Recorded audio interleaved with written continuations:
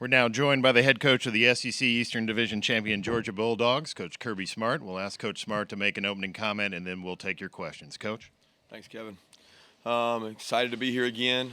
Certainly had a great week of practice. Our players are excited for the opportunity to play in what we always say is one of the greatest sporting events in all of college football. I think the history and tradition of the SEC speaks for itself. I know being a South Georgia boy growing up, it was probably the biggest game you look forward to seeing every year because the champion of this conference has carried itself well for many years, especially in the public eye. So our players have earned the right to be here. We're excited. I got a lot of respect for the LSU team that we're about to play. I think Coach Orgeron and his staff have done a tremendous job. Number one, recruiting, but also developing the players they have into a system that really fits what they do. So got a lot of respect for him, and looking forward to an awesome game and an awesome atmosphere. Thank you, Coach. If you have a question, raise your hand. Mariana and Kelly will get a microphone to you. We'd ask that you give your name and affiliation. Questions for Coach?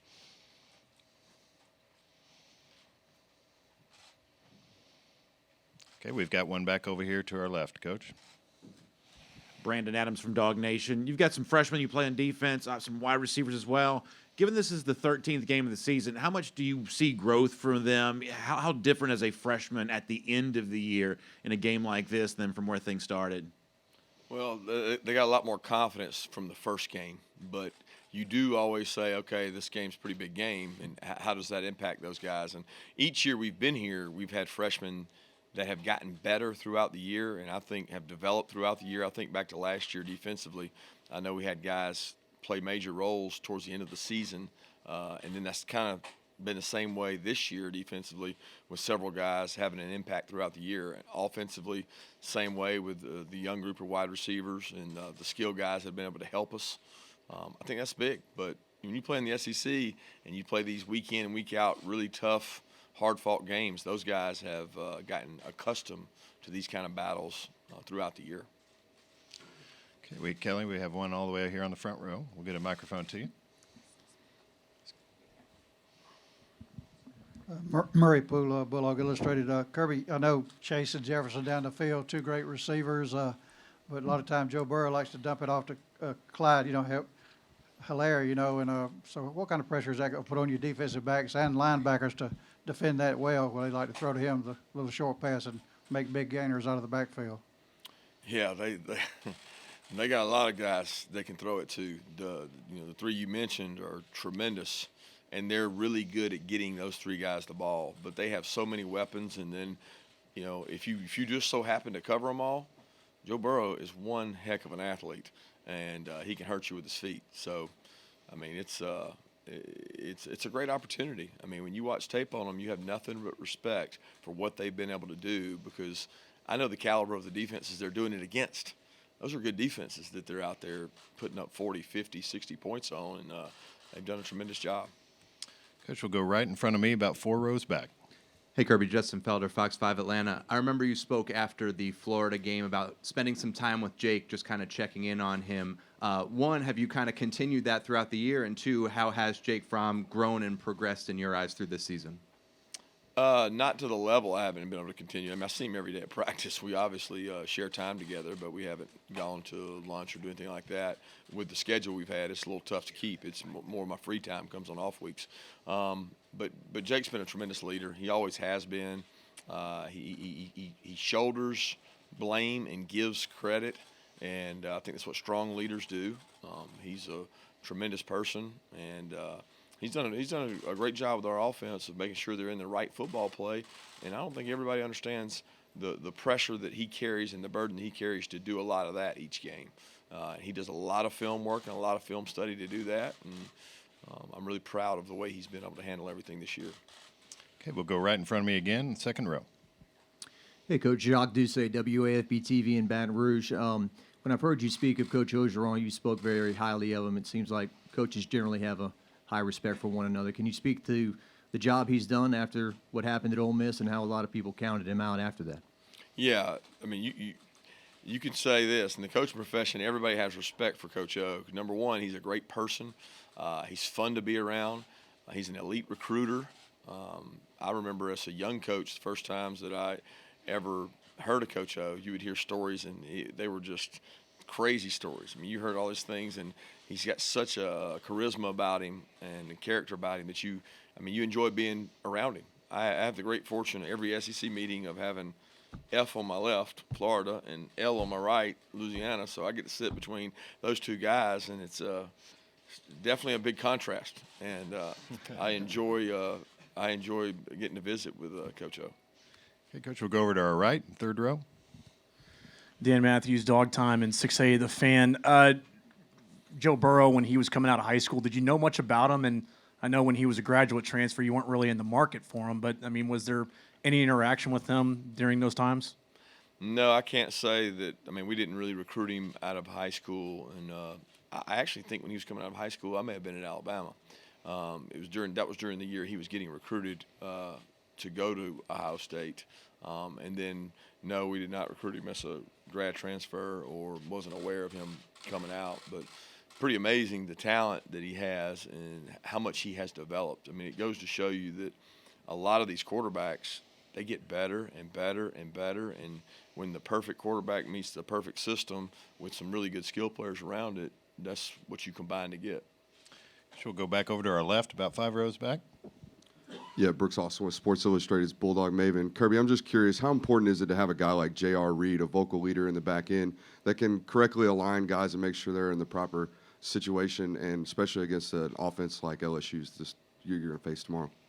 Yeah, he's critical. I think that you always say that point guards are the leaders of the basketball team and things like that. Quarterbacks on offense, well, those safeties on defense are the guys that have to be your signal callers. They got to get the signal, then they got to take that signal and apply it to the formation, and then they got to apply the rules for that week, and they've got to put people in the right place and make signals back to the people in front of them. So there's a direct line of communication going on, and JR and Richard have been able to handle those things. And we put a lot of pressure on them because we want to give kids tools to be successful.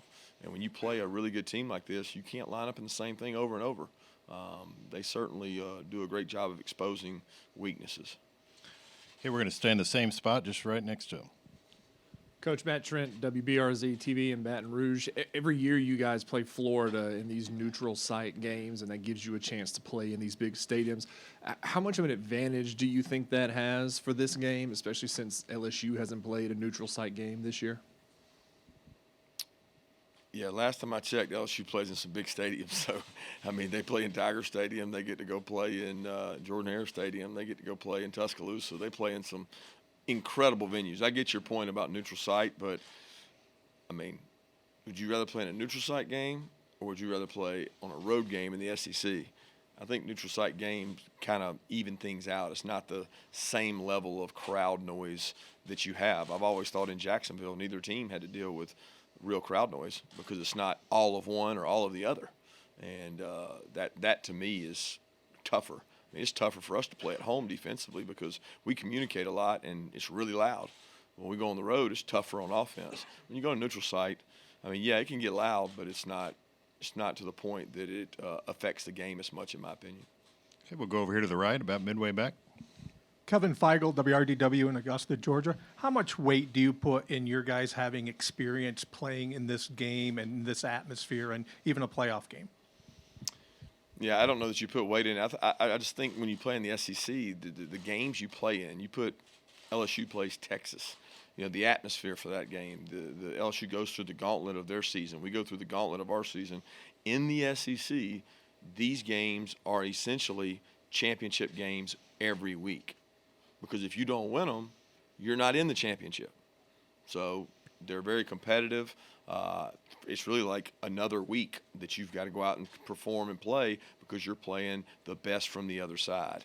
So I don't get that there's a competitive advantage for either team having played in this kind of game or this venue. Okay, we'll go right up here front to Chip.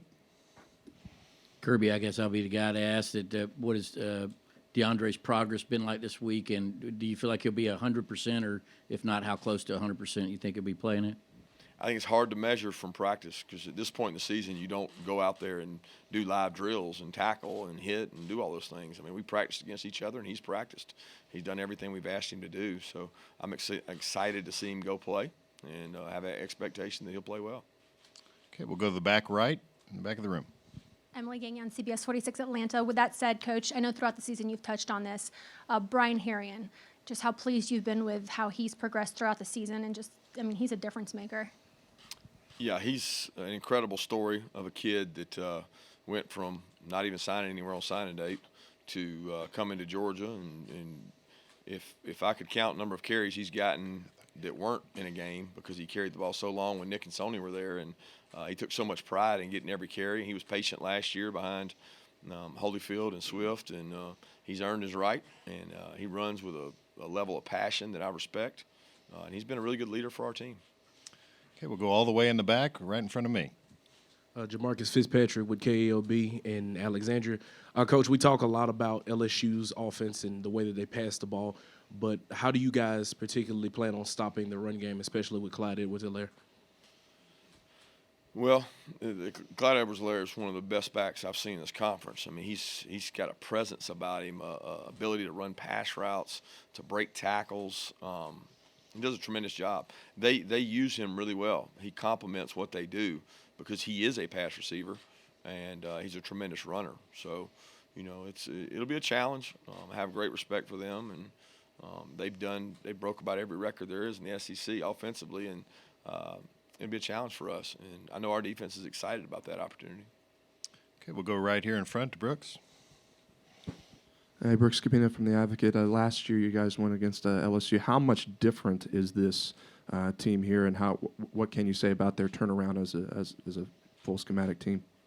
Yeah, extremely different. I mean, you can see remnants, small elements, but the unique thing now is they're really just doing whatever they want to do. I mean, they don't have to do anything. They do what they want to do, and whatever they want to do, they've been really successful at in all the games. I mean, outside of maybe the Auburn game, they did whatever they wanted to do, whereas last year they were probably a little bit more predictable, and they wanted to be a little more run-oriented. They've gotten to where now it's, you know, they can do what they want to do offensively, and they've been successful doing that. Okay, we'll go here on the left on the aisle. The other day, Dabo Swinney made a comparison to his team's playoff resume compared to how the media and the selection committee treats your team's playoff resume. How much do you think an SEC team deserves the benefit of the doubt in a playoff conversation on the basis of the perceived depth of the league? Yeah, I think it's a great question. It's a great question for media and for talking heads, but it's not a great question for me because we have to go out on the field and play and perform, and that's really where I try to focus. So I try not to let any of that outside noise affect how we prepare. Okay, we're going to go here to our right in the second row. Hey, Kirby, Mark Weiser, Athens Banner Herald. You said you're excited to be here again. How routine does that get? What's it like to do it back to back to back? And how much does it raise the bar for you guys in terms of what you hope to get out of this end of the season? Well, I'm excited to be here because I love the venue. I love the opportunity to go play in it. It also means that you did something, you accomplished something, you won your division. I don't think you'll ever take that for granted. I think if you ask any SEC coach that's had the opportunity to come here, whether it was 2 years in a row, 3 years in a row, or whatever it was, it's earned. You earned that, and our kids have done that. So it's not something that we take lightly or take for granted. It is something that we expect to do, and we're going to always set that as a bar because for us, this is where you go to go take the next step, and that's important for us. Coach, we'll go over here to our left, third row. Kirby, Jed May, Macon Telegraph. Now that you're at this point in the season, looking back, how much did that loss to South Carolina and adopting a playoff-type mentality after that, how much, if any, did that help you guys get to this point in the season, and does it help you tomorrow at all? I don't know. I think we learned a lot about ourselves from that game, but, you say you play with your backs against the wall. Your back's against the wall every week because in this league and this really format of college football, it only takes one sometimes. And you lose control of the things around you if you don't perform well, and you start hoping and wishing on other people. So it probably was better for an awakening internally for some guys and for team members than it was the overall our backs are against the wall because you're in playoff mode every week in the SEC. Okay, we're going to stay over here on the left. Scott. Scott Rappley from the Baton Rouge Advocate. Kirby, what shaped you or influenced you from your early days as an assistant coach at LSU? that you still carry on today? Man, those were some early days. It's my first, full-time coaching job in the SEC, and was really young. And coming into Nick's staff was an awakening in itself. It was an exciting.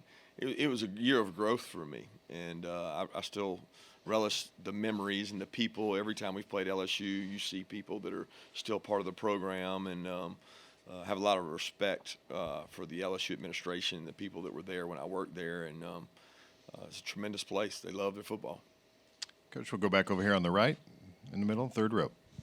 Dan Matthews again. Is it pretty remarkable what Joe Brady and Steve Ensminger have been able to do pretty much with just a fall camp and everything to be able to have the offense progress like it has, not only now, but even from the beginning of the season? Yeah, I mean, it's not a complicated system that they do. What it is it is some tremendous chess pieces that are doing it. When you add together a quarterback, a back, an offensive line that has 5 returning starters, and an unbelievable group of wide receivers, you can do a lot of things and be successful. What they're doing is putting a package together that matches exactly what you need. An athletic quarterback that can move around in the pocket, that can make plays, extend plays, and he scrambles for first downs left and right. But then on top of that, you got a guy that can make good decisions when he's getting 5 out every play, and he's using the weapons he has. So, they don't sit there and beat people with scheme now. They don't go out there and say, okay, we're going to scheme this. They run very similar plays from different formations, but they're highly efficient at doing it. Okay, we'll go right here in front of me, Brooks. Following up on that, it seems like they adjust well over 4 quarters. How difficult is it to confuse them and keep them from adjusting? Yeah, they've done well in the first quarters too. So, I mean, they score a lot of points throughout the game. So I do think they find good matchups, they find adjustments, they find things they can do. But there's been you don't have to adjust a lot when you're scoring at the rate they're scoring. Look, they're a high octane, very efficient, very effective. When you go through a breakdown and you're looking for more third downs and you can't find them, that's usually a sign somebody's pretty good, because they're not getting a third down very often. Okay, we'll go back over here to the right. Hey, Kirby, Augusta Stone, Red and Black. So you hear a lot about LSU's offense all the time, but what kind of challenges do you see that their defense poses for the offense, just from a perspective of LSU's defense, not exactly how Georgia's offense will perform? Yeah, they have an incredible group of guys who've played better and better and better. You can tell they're playing with a chip on their shoulder. The last 2 or 3 weeks, they have pass rush with a different dynamic. They're using their athletic guys to rush the passer. They've got a tremendous secondary that, we got to watch them. I got to see them more on tape. As we played Auburn and we played Florida, you could see the talent that LSU had in the secondary, because they were able to put their hands on people and cover, what we knew were 2 really good teams. And got a lot of respect for Dave Aranda and their staff, and they've got their guys playing really well now. Okay, we have 2 final questions over on this side. We'll start with Mike. Mike Griffith, Dog Nation. Yeah, Kirby, so much made of all the LSU star power. Your defense, is it oversimplifying to say it's a no-name defense, or are there some rising stars and guys that you would point to as keys for Georgia's season? Yeah, people have kind of said that about them. I don't think there's not that dominant personality or dominant player, but there's a lot of good football players that buy into it, and we play a lot of guys, so it's easy to kind of label it a no-name type defense. But I think they play so well together. They play so hard. They buy into the game plan, and they're unselfish. I mean, there's a lot of guys that have been unselfish. There are some talented young players on it that I think are going to be really good. But for the most part, it's led by older players. Okay, we'll take one final question here in front on the left. Anthony Dasher, UGAsports.com. Coach, you just talked about LSU's offense and how they get off to a quick start in the first quarter. For your team, how imperative is going to be for you to kind of match that intensity, match what they're going to throw at y'all right off the bat? Well, it's always important. You want to get off to a good start. That's a big key to every game. You don't want to lose momentum early. You want to be able to maintain that and start out aggressive and handle it well. And, every coach wants to start that way. So a lot of that is how prepared are your kids? How well can you adjust in game? and how well can you handle adversity, because both teams will face adversity in this game, and a lot of that is how you respond to it. All right, Coach, thank you for your time. We'll take a short break and come back with the photo op here in just a minute.